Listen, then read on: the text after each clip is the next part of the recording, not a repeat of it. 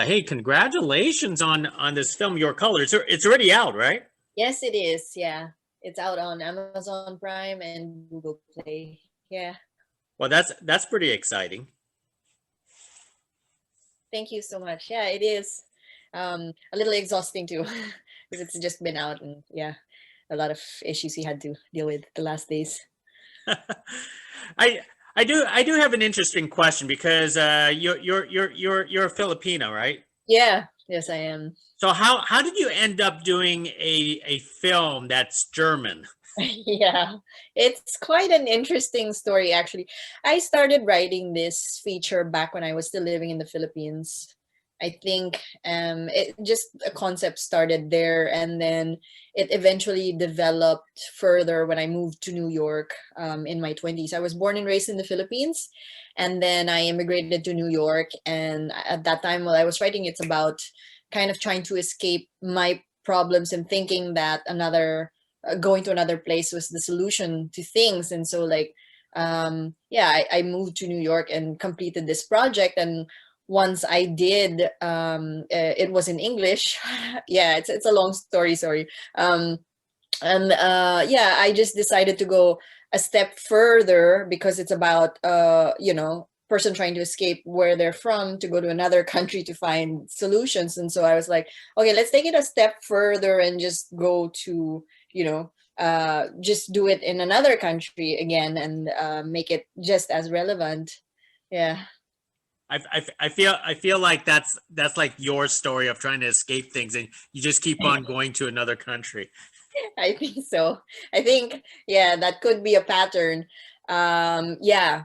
Germany, though, specifically, it's sort of personal too. And that's why, like, I kind of hesitated to tell the story. I was supposed to shoot this originally in the US. And then a friend of mine that I went to film school with in NYU, like, who happened to find herself at that time free. I asked her if she wanted to come with me to Germany because I broke up with an ex-boyfriend and we shared a cat. And he was like, come pick the cat up. And I was like, okay. I was like, I didn't want to pick the cat up. And so I called for like shipping companies. And apparently it was like $4,000 to ship a cat door to door. And I thought like, hey, I could actually go to Germany on first class tickets. And so I told my friend to like kind of go on this I didn't want to go to Germany without a purpose either. So I said like, hey, maybe come with me and then we'll just do the film over there. And she's like, yeah, we don't know anyone there. Like, how do you want to do this? Like, we'll just translate this film.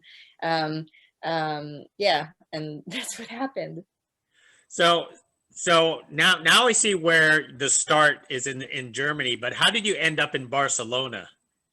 Um,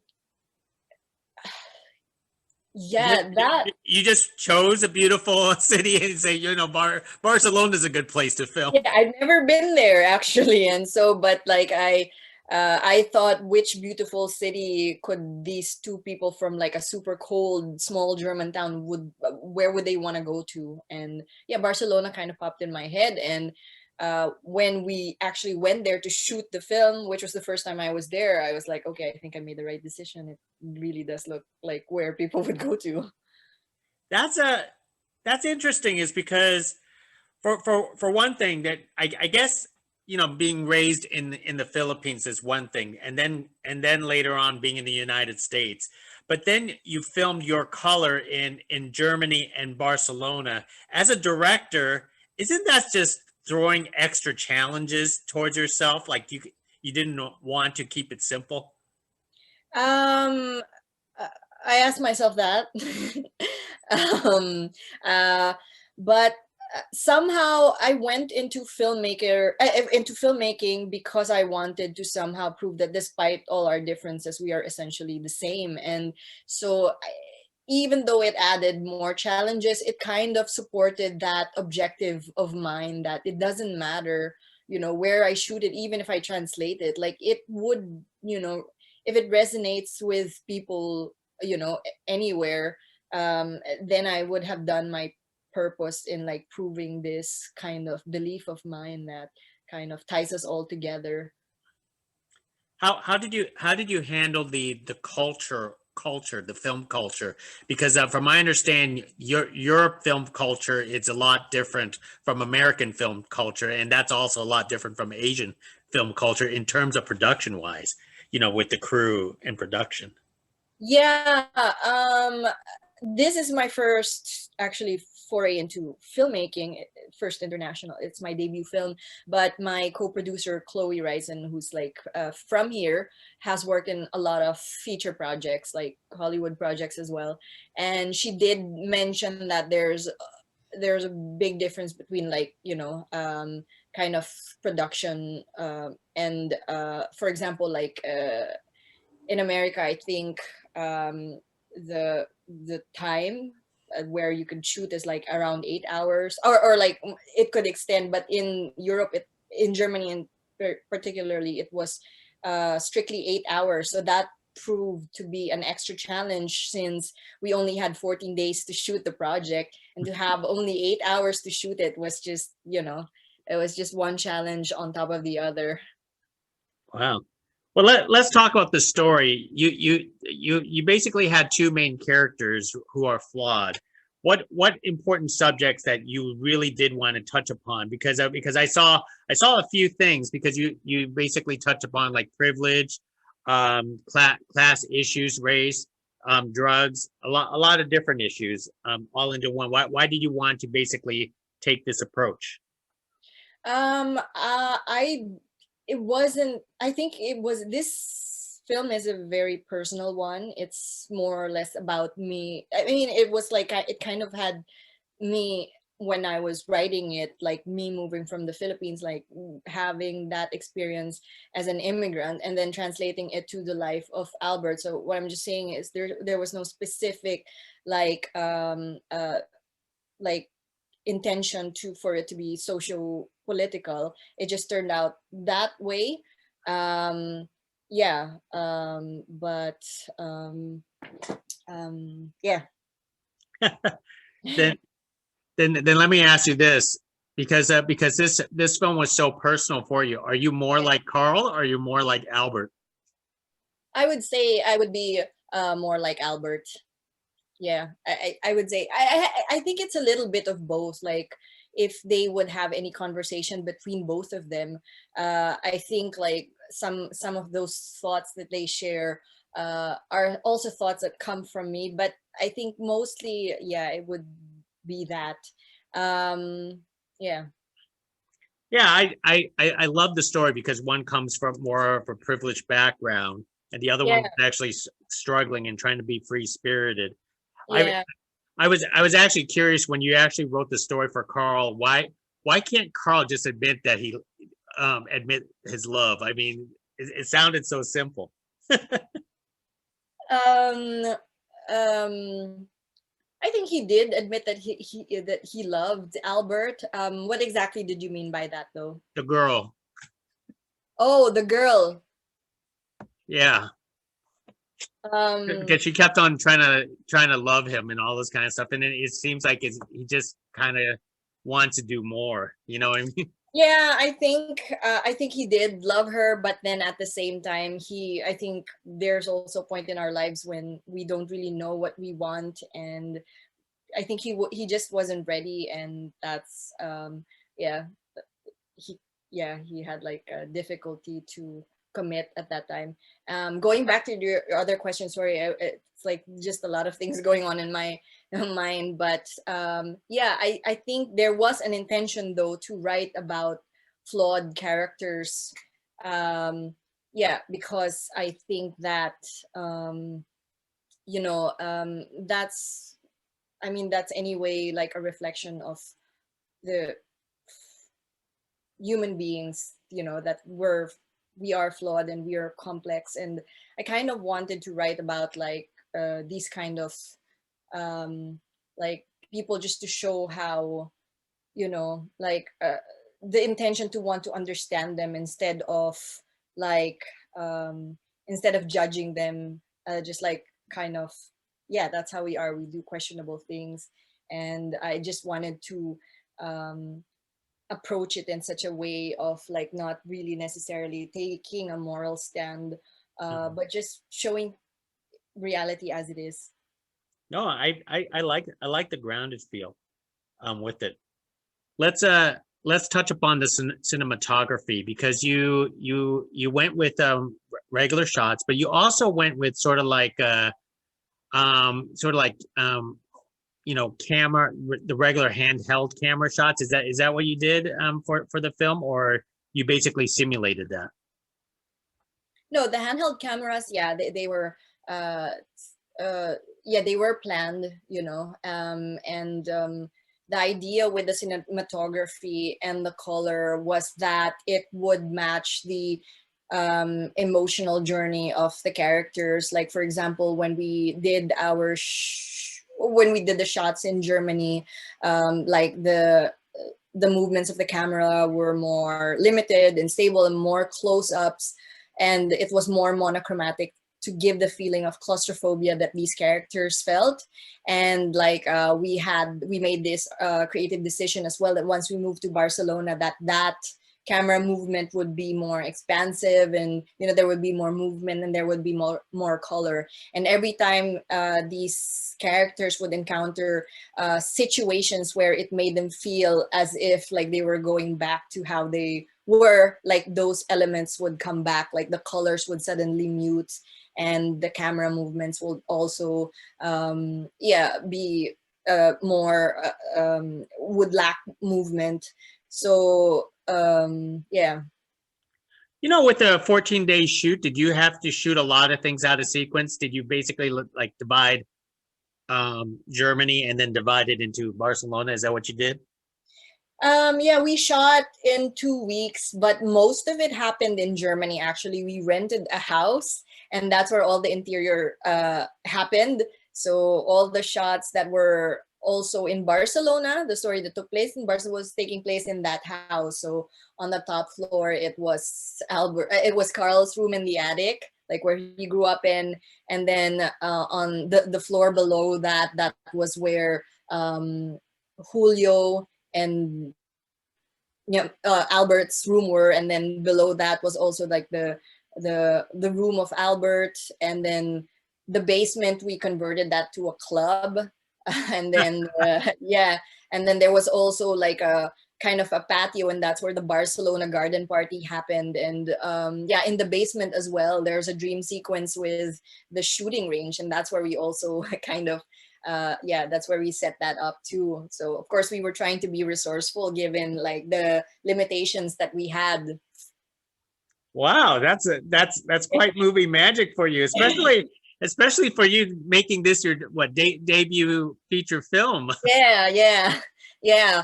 um when we I mean there's this there was this day, for example, we only shot 3 days in Barcelona, but all of the exterior shots, and one of them was when the two of them were having an altercation on the street. And we didn't have any permit for that, because we found out that like it would take weeks and like thousands of dollars, and we were trying to really kind of yeah, figure out how to make it all work. And one of my actors, like Yannick, he's used to like these big production because he's quite like a big like popular in Germany. And my co-producer and I struggled to like how to communicate to the actors that we didn't have any permit. So we had to tell them one time, okay, we're shooting outside, but if anyone catches you, run back to the fan. And at first I think they thought that it was just like a joke or something, but that did happen, you know.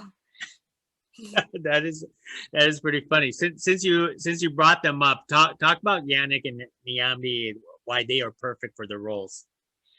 Yeah, we had the audition, and I think they really just stood out. And the moment that they arrived, well, actually, I had a specific person in mind for Karl. And Yannick came in, and he looked like he came straight out of like a GQ shoot. And I was like, okay, this is not the guy that I had in mind for Karl, who I thought would be more rough around the edges. But while he was doing the audition, he kind of brought a sensitivity to his interpretation of Karl that I never that I never kind of imagined. And right then and there, it made me think that um, particular interpretation of Karl was somehow better. And yeah, it just goes to show like how things can be spontaneous and how things can change your mind. And then when Nimandi came as well, this is actually his first film, if you know, believe it or not, because he's Really? amazing. Yeah, it's his first film. And then we were doing a bunch of like yeah, he was the last one to arrive, but he blew us away with his performance as well. And the final test was actually a screen test, because we had two final Carls and two final Alberts, and we had to have a screen test for all four of them. And when I saw Yannick and Niamandi interact with each other, that was it. I think that chemistry cannot be forced or recreated. They just had it, and I believed immediately that they were friends. Their ability to engage one another in such a short period of time and create that kind of like genuine connection and camaraderie was kind of fascinating. And it really, you know, they really didn't make it a hard decision for us to make that yeah, to choose them. I think you made a great decision, Yeah, honestly. So, thank you so much. I was very lucky, you know, that they yeah, that I was able to um, work with them. well, a lot of things on any film production has luck to do with it. Yes, yeah. So I am going to assume that you had a great experience as a first time director, and you want to do this again. Yeah, I that's a difficult thing to um uh uh, yeah, I don't know, because I really like doing it, but the challenges, you know, that as I mentioned that we faced was a lot. And but I really do love what I do. So I am, you know, it was such an adventure for me. And I've developed such deep friendships with all the people that I've worked with, that no matter what happens to this film, whether it become a success or not, I think just the fact that I did have those connections and had this experience is like worth every like you know, sweat and problems that I've ever encountered. And yeah, if I had to do it all over again, I would, of Then, course. then I'm curious because I know as filmmakers, you're already thinking and working on the next project already. Which country is your next project at? It's in Mexico. Mexico. Yeah, So yeah. so you went German, Spain, and now you're jumping to Mexico, Yes. which is a which is another different culture. Yeah, definitely different culture. Yeah, yeah. I like to immerse myself into yeah, different kind of setups and people. Yeah. And and have you already started that already? What? Yeah, I finished the script, and actually we're working on another rewrite and doing like a film lab in Barcelona. So I'm going back to Barcelona to do like a film lab and prepare for like the pre-production and the production in Mexico. Yeah. Wow. You you know what it is? I think you yourself is what you have is called wanderlust. Yeah. Yeah, I do. Yeah. Well, let me leave with one more thought. I've taken a lot of your time already, Maria. Oh, Um, I kind of know the answer because obviously you are doing something, but obviously you know the world is kind of going crazy right now, and we're speaking virtually. But how are you staying sane and creative during times like this? um to be honest with you, I think this is my therapy, actually. You Ah, know, with amidst all the chaos and everything being uncertain, I think writing and still kind of um, committing to my journey and my passions and my intention to yeah, to connect people through my stories is what gives me a sense of purpose, and a sense of purpose is so what I need right now. And I can't speak for the rest of everyone, but when I feel like I have a sense of purpose and like it puts meaning in my life, and it makes me just keep moving forward. I think that's great. So hey, we really appreciate you speaking to us about your film, Your Color. But before I let you go, could you go ahead and pronounce this film's name in German, because I can't. It's Deine Farbe. Yeah. Deine Farbe, Deine it Farbe. means Your Color. Yeah. Yeah, it means your color. Yeah.